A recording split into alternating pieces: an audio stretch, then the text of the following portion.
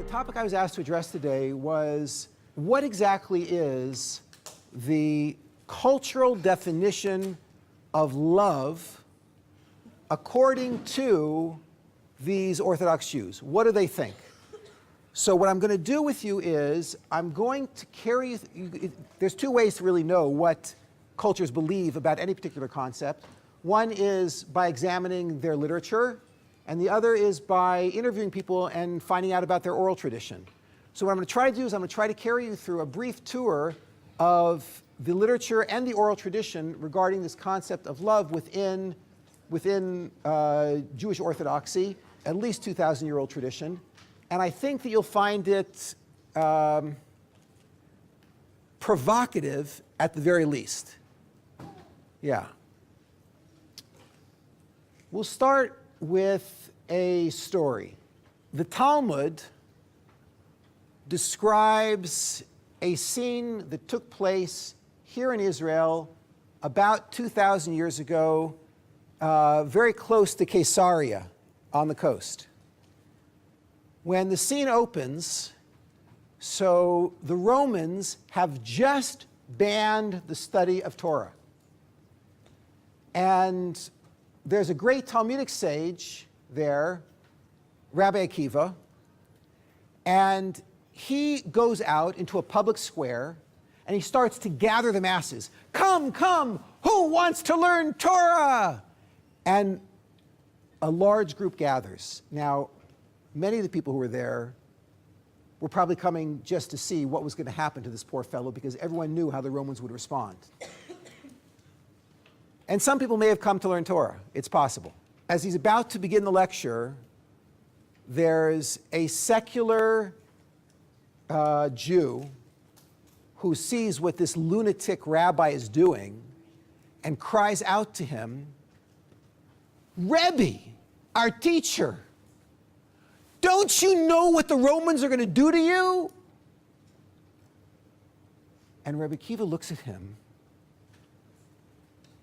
and he tries to explain by breaking into metaphor. And he says,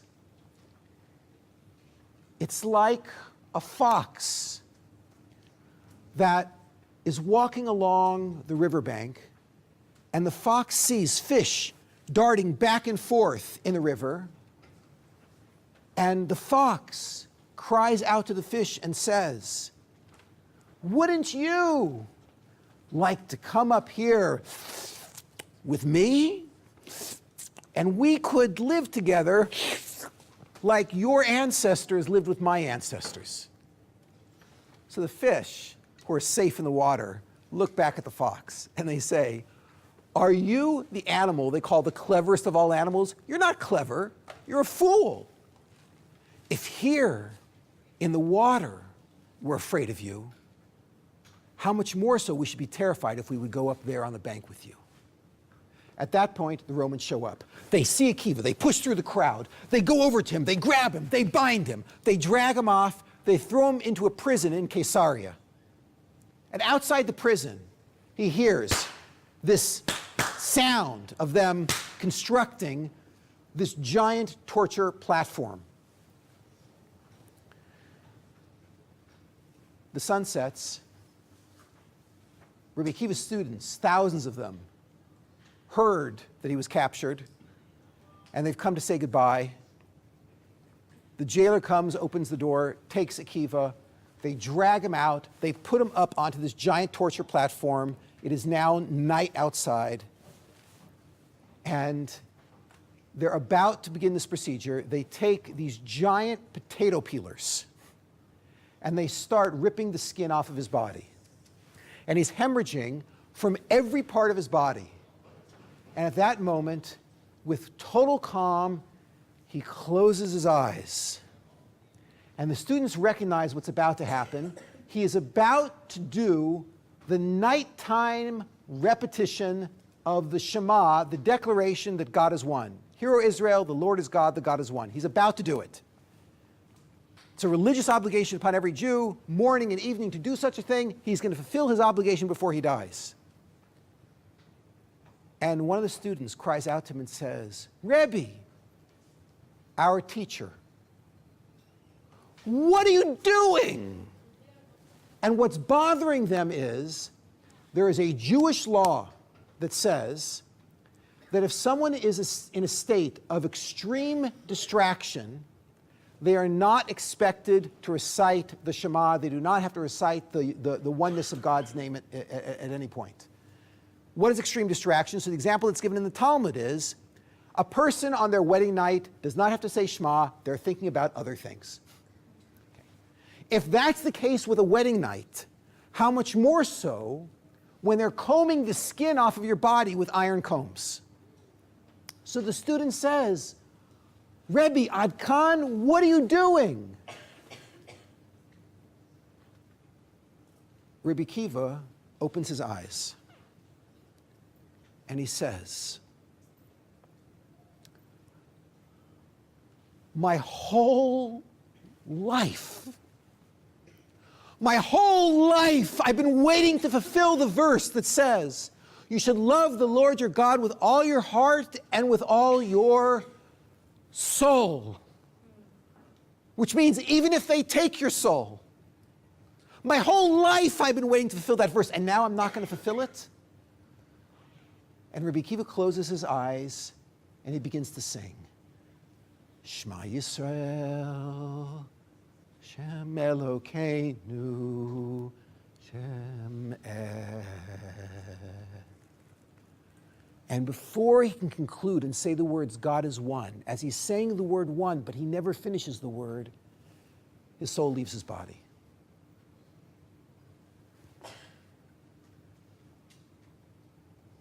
The angels in heaven, according to the Talmudic report, cry out. And they say, it's not fair. It's not fair, they say. Zu Torah v'zu schar, this is Torah and this is its reward. Rabbi Akiva was not born religious. He was also born secular. And at 40 years old, for the first time, he stumbles into a group of Orthodox Jews and hears about Orthodoxy and decides he wants to start becoming religious, and he heads off to yeshiva. And when he gets to yeshiva, he learns and he learns and he learns, and he ends up staying in yeshiva for 24 years. And after 24 years, he ends up becoming the greatest scholar of the generation, the leader of the generation. This is Torah and this is its reward, the Talmud says. And a heavenly voice calls out, God calls out, and calms the scene and says, Rabbi Akiva, welcome. You've been invited into the front row in the next world. And the curtain comes down on the scene, and it's dramatic, and the applause begins. Okay. Beautiful story, very moving. The more that you know about Judaism, the less this story makes sense. And I will try to show you some of what is obviously wrong with this story. Once again, to run through the story. The Romans banned the study of Torah. The first thing Rabbi Akiva does is he runs out in public and starts teaching, who wants to learn? Who wants to learn? Okay, now, when Rabbi Akiva did that, didn't he know he was going to die? And where in a religion that so treasures life could there possibly be room for, let's call it what it is, suicide? Does Judaism believe in such a thing? How could that be? And if you'll tell me, well, we all know that there are 3 cardinal sins that you have to give up your life for. Those 3 cardinal sins are, if somebody puts a gun to your head and says, kill another person or I'm going to kill you, it is so degrading to destroy another human life that it's better not to wake up on the other side of that nightmare. And therefore the Torah says you shouldn't kill somebody. Rather, if they force you, you have to allow yourself to be killed. Murder is a cardinal sin, or rape is a cardinal sin. It's better to die rather than wake up on the other side of having raped somebody. Idol worship too, which is harder for us to relate to because we don't actually live amongst idol worshipers. But idol worship is considered to be so humanly degrading, it's better to die rather than be complicit in idol worship.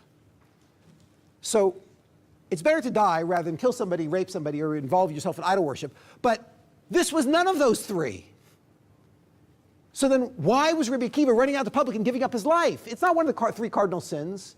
And if you're really a Talmudic scholar, you'll come back to me and say, no, Kelleman, there is a fourth thing you have to give up your life for. If the secular government, as part of a campaign to uproot all of Judaism, says you have to change anything about your behavior, even to uproot just a custom, even if it's not a Jewish law, just uproot a custom.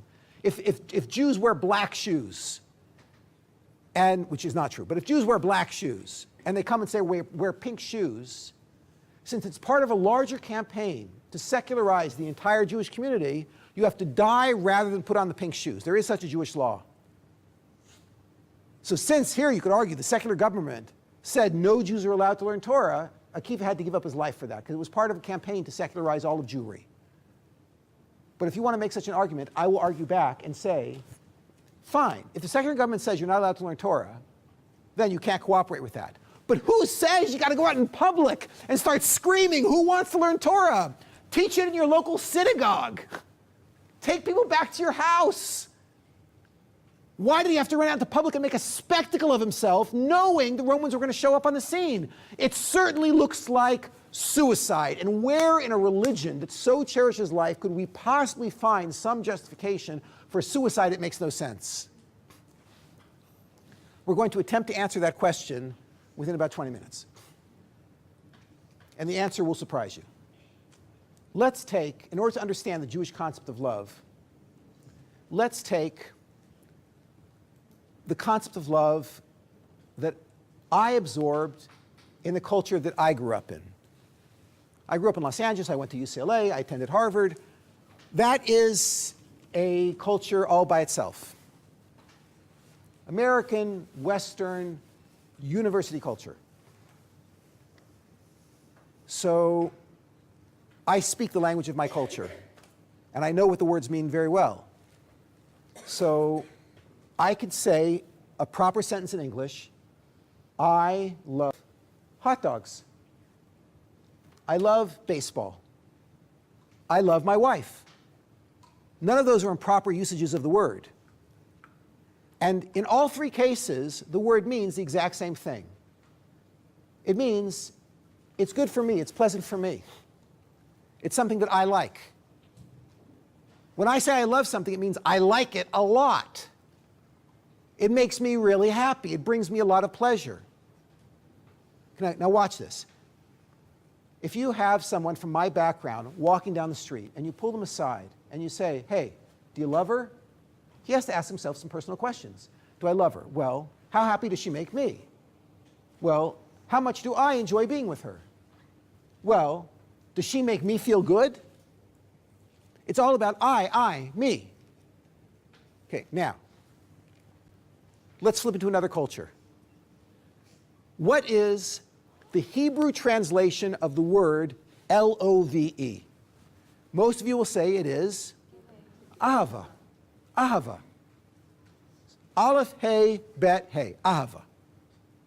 They translate that as love. What I'm about to show you is that you cannot translate cross-culturally. First of all, you know that all Hebrew words are made up of 2 or 3 letter roots. If it's 2-letter root, it's usually modified by a 3rd letter. The 2-letter root of the word ahava is, does anyone know? Hav. Hey, bet. Hey, bet, hav means give. Ahava is the first person future. Ahav. When you put an aleph in front of a word in Hebrew, it means I will. Ahav means I will give. Ahava is the state of I will giveness. So what is ahava? It's when I walk around thinking, I just can't wait to make her happy. I want to make her giggle. I want to do something for her. That's a state called ahava. It's I will giveness. Now, if you want to know, you see some person from Talmudic culture walking down the street, a 2nd century Talmudic sage walking down the street, and you want to know, right, how does he feel about his wife? And you pull him aside, and you say to him, Ata ohevota? do you have ava for her? I translate as love, but it's not right. Do you have ava for her? He has to ask himself some questions. He has to say, do I have ava for her? I will giveness? Well, how much would I be willing to let go of for her sake? How much will I sacrifice to make her happy? How much of what is important to me or what makes me comfortable will I let go of to make her comfortable? It turns out ava is not about me, it's about her. So you have here two concepts which using Google Translate will appear identical. And in reality, because of the cultural chasm, they are the exact opposite. Love is all about me, me, me, and ava is all about you, you, you. Now, there are cultural constructs that are built on these two ideas. So for example, the cultural institution that is built on love is marriage. So I want to know what that is. If I want to know what it is, it's very easy to do. Open up the Oxford English Dictionary and look at what does marriage mean. The Oxford English is nice because it brings examples from classic literature throughout history. So remember, the second or the third definition of marriage is a merger of two or more corporate entities. That's marriage, a merger of two or more corporate entities. And it's an extremely accurate definition. Why? I own a company, and my company is making good profits, and I acquire another unit. Now my company has my main unit and my acquired unit, and we function together for a period. But what happens when my acquired unit is no longer profitable? It's no longer doing something for me. What do? Sell it. So what you would expect is, if there's a cultural institution called marriage, then that cultural institution should survive as long as it's profitable for those who got involved. Now, in every relationship, there are periods of highs and periods of lows. During the periods of lows, it is possible I will not be experiencing profit from this other unit that I acquired. So in that case, I should jettison the unit if what I'm involved in is a marriage. So it is not surprising then that what we find is in the West, that divorce rates hover around 50%. Because at some point, I guarantee you, your spouse will not be pleasant, your spouse will not be productive, your spouse may become depressed, your spouse may not be giving you everything you intended your spouse to give you. And at that point, according to the cultural milieu, according to the laws of this culture, of the culture that I grew up in, you jettison them. And thank God, we would say, you have the freedom to get rid of somebody who is no longer making your life pleasant. That's what's so terrific about divorce. You can dump them. They're gone. The Talmudic corresponding institution, right, which would be parallel to marriage, is something called nisuin. Nisuin is Jewish marriage, Jewish legal marriage. What is that thing? So again, let's look at what the word means. We'll do it by analyzing the Hebrew word. Nisuin, the root of it is nun, sin, aleph. Nosei. Nun, sin, aleph means to carry, to carry. Nisuin are carryings. Now that's a bizarre name for the agreement that the two of us will live together. Why is that called carryings? So a great Talmudic scholar once told me, the reason it's called carryings is because, he said, Leib, on the day that you get married, you walk under the chuppah, the marriage canopy, you pick up your spouse and you say, no matter how heavy she gets, you will not put her down. And he was not talking about body weight.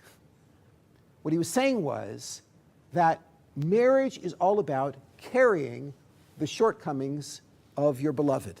And every person marries somebody with shortcomings.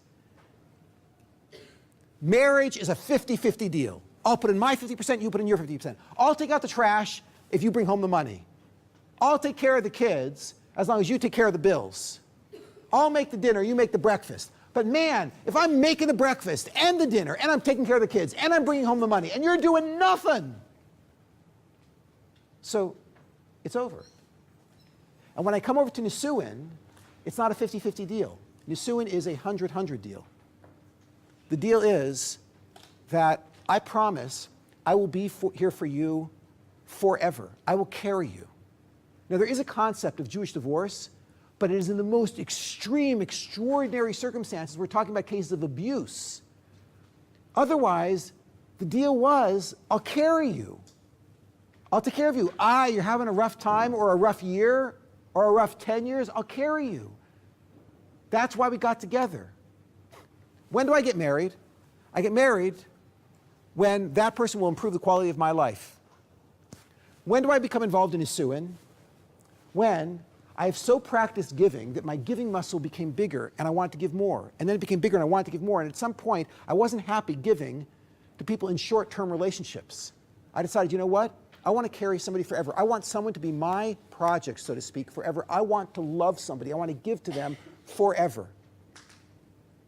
When my kids were getting old enough to get married, I gave them a beautiful essay. This is what you're getting into. A Jewish essay. This is what you're getting into.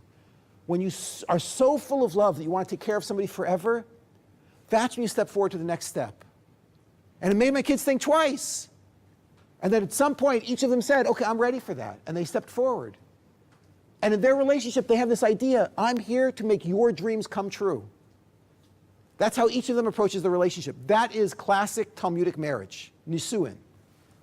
I remember years ago, there was an actor who played the role of Superman who had an accident. Do you remember this? He was riding a horse, he broke his back.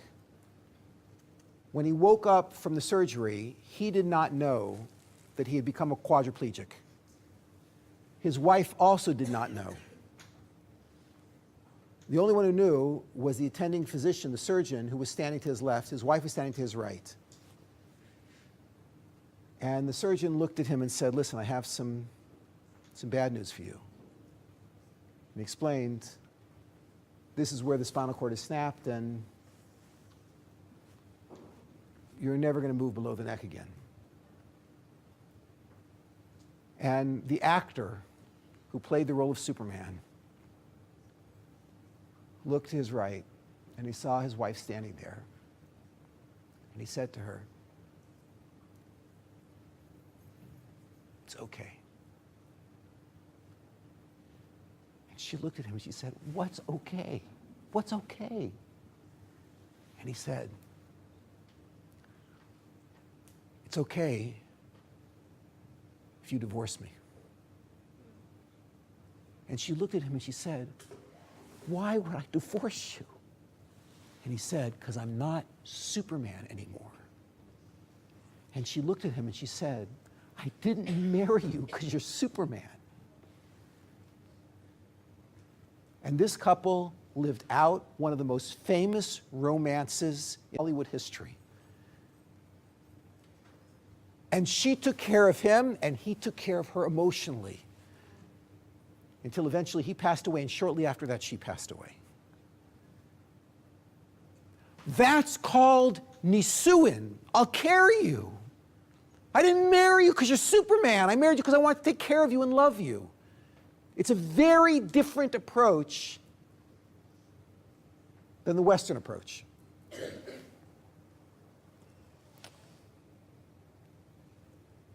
Now, with all of this in mind, let's just run through the story one last time. And now let's try to understand what exactly happened here, what took place. Akiva hears that they have banned the study of Torah. Torah is the system for crafting a human being who will be capable of ahava. It doesn't come naturally. Babies come out of the womb and they say, keep me warm, cuddle me, feed me, calm me in every way, and if you do not do this, I will blast your ears out. And many people remain on that trajectory throughout their lives. You end up with 40-year-old babies. The Torah comes to try to transform a human being into someone who's truly a giver. And Rabbi Akiva hears they've banned the study of Torah.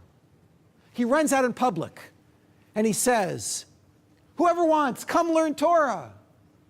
He engaged in battle. He was saying, I will not allow this idea to be forgotten from history, that the purpose of life is to love, is to give, is to take care of. One of the students cries out to him and says, secular Jew, what are you doing? Don't you know what they're going to do to you? Let me translate.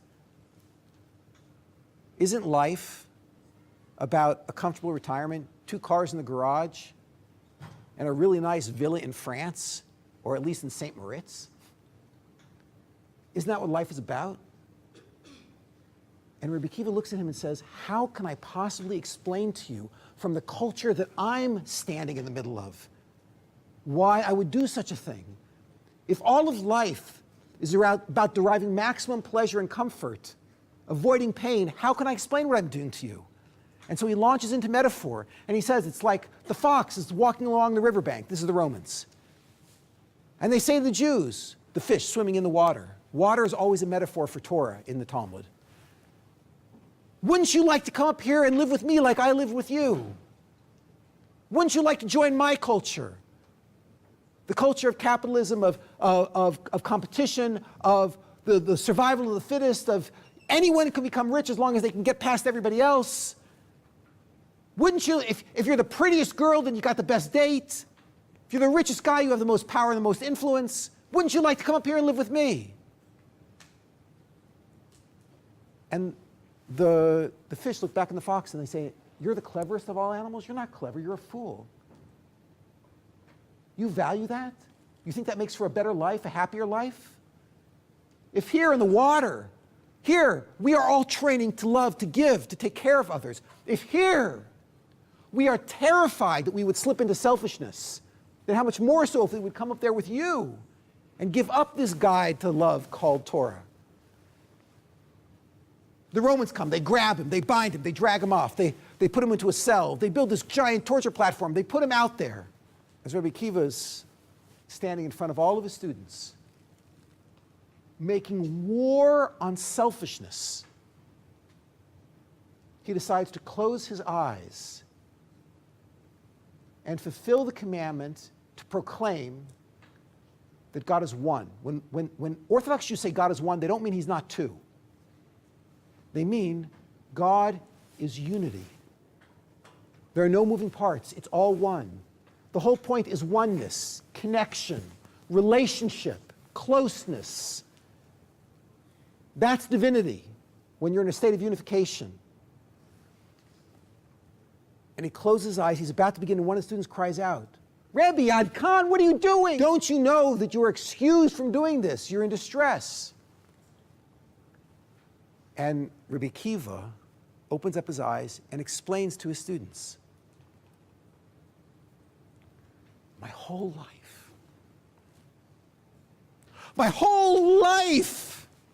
Imagine the following. My wife is an artist. Imagine this. I live in 16th century Poland. 16th century Poland. My wife, the artist,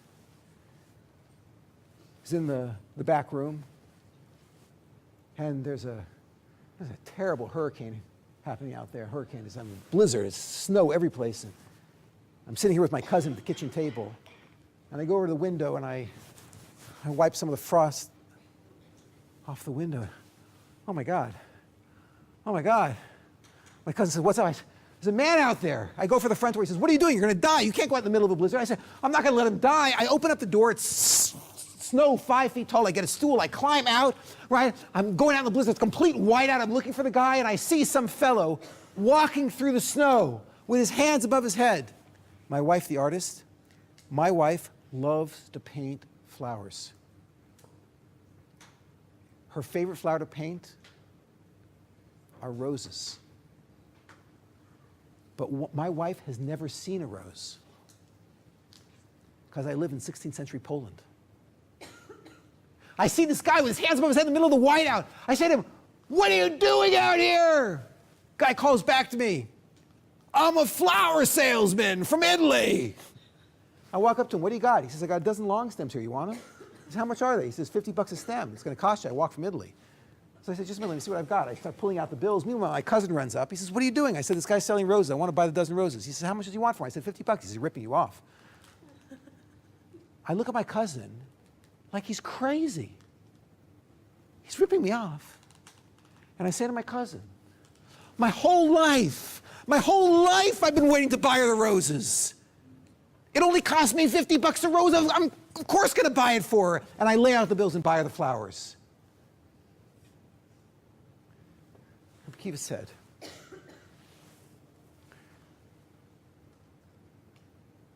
the only exercise for skiing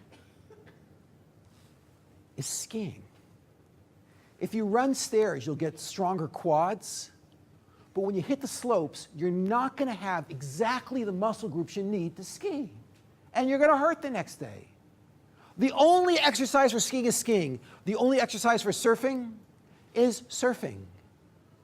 And the only exercise for letting go of what you want is letting go of what you want. If you want to fall in ahava, if you ever want to get to the point where you can give, the only exercise you can perform is you have to practice letting go of what you want. And Rabbi Kiva, from the time that he entered the yeshiva, was practicing becoming a lover. And in little ways here and there, he let go of preferences. I want pizza, she wants tacos, we'll go for the tacos. And slowly, slowly, slowly, he built his muscles of ahava until he was capable of letting go of almost anything. In fact, by that point in his life, there was only one thing that he had not let go of. Imagine the following. There's a little child, and this little child, God forbid, their life is in danger, and there's this spinning wheel, and this child is going to die. And the only way to save the child's life would be if I took my arm and if I stuck it right into the spinning wheel, but I'll lose my arm. Do I have enough love inside of me to let go of my arm? Okay, let's say that I do. Let's say I have that much love. But what happens if it's not just my arm? What happens if it's not just an arm and the other arm and both legs? What happens if the only way if he's going to die unless I give up my life? Do I love enough to give up everything?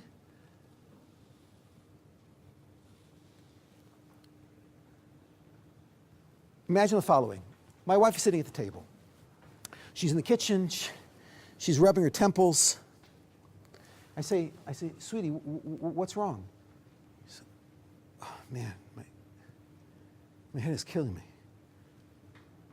Can you imagine waking up in the middle of a marriage and realizing that you don't love your wife enough to sacrifice and walk over to the cabinet and open up the cabinet and hand her the Tylenol? Okay, I do. I love her that much. I walk over, it's empty. Can you imagine waking up in the middle of a marriage and realizing you don't love enough to get into the car, sacrifice, drive down to the CVS and buy her another bottle of Tylenol? Okay, let's say I do. But let's say she doesn't need Tylenol. Let's say she needs a kidney. Okay, this is really scary. Make it real. If somebody needed a kidney, do I have enough love inside of me to say, go ahead, take it? Be honest and answer the question. Do I have enough? It's a terrifying question. It's terrifying. Have I built that much love inside? And if not, is that a goal in life? That I should love somebody that much? Do I want that much love? Do I want to be so excited about somebody else that I would let go for them? Do I want to experience that while I'm walking around planet Earth?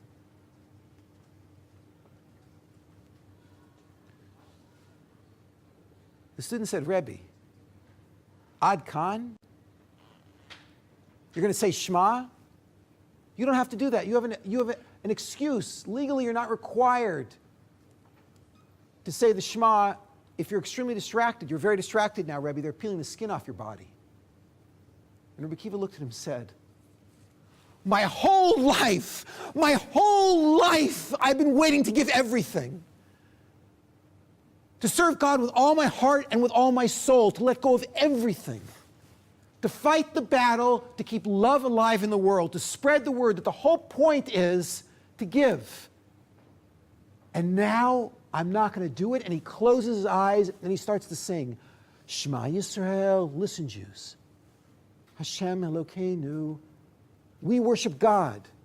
Hashem. He started to say, God is one. God is unification. God is love. He's connection. He's relationship. And before he ever got to finish the word one, his soul went out. I turned to my teacher who read that story to me inside, and I said, it's not fair. He said, what do you mean? I said, he never got to say the word one. He never completed it. My teacher looked at me and smiled and said, Labe, he didn't need to. He was done with the exercises. He'd achieved it. He was there. It was over. He could let go of everything. The angels in heaven cried out, Zu, Torah, v'zu, schar, this is Torah and this is its reward. My teacher said, Labe, that's not what they said. I said, Rebbe, I'm reading it inside. I'm looking in the Talmud. It says, the angels cried out and said, Zu, Torah, v'zu, schar, this is Torah and this is its reward. My teacher said, no, Labe, they didn't say those words with that intonation. The angels in heaven cried out and they said,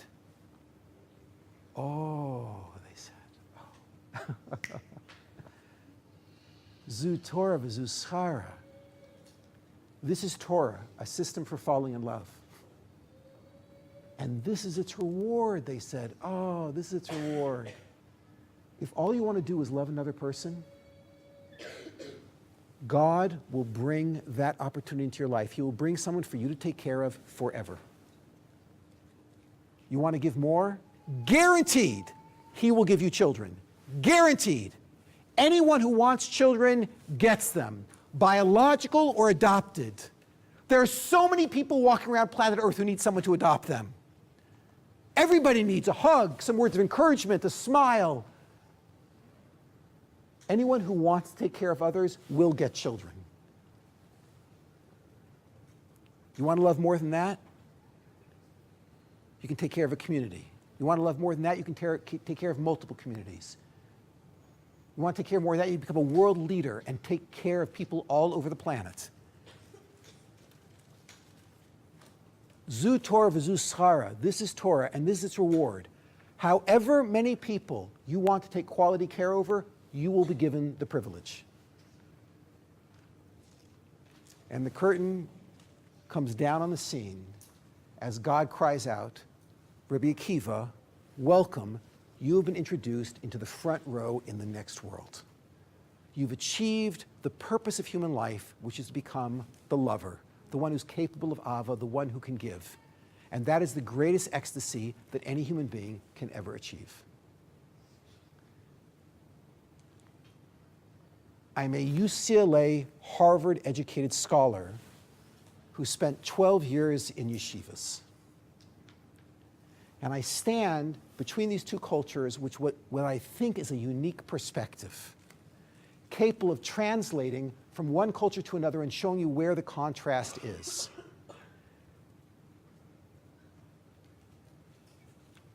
This places in front of me, and now it places in front of you a choice. And I hope that this very brief cultural immersion will assist you for the rest of your life in making whatever choice you prefer. Have a good day.